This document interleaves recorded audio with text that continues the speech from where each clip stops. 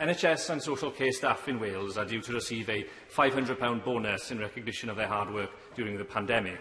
But staff on universal credit stand to lose out due to the way in which the reward is recognised in regulations as earned income.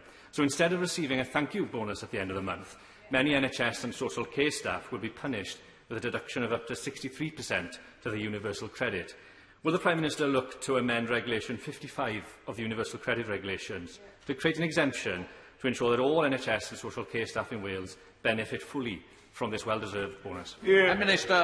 I'm grateful to him for raising that point, and of course I want to repeat my gratitude to the nurses of this country, the NHS and social care staff who've done incredible work throughout this pandemic. He makes a particular point about the UC, the taper in universal credit, and I will make sure that he has a meeting with the relevant minister who will set out the detail on the issue he's raised.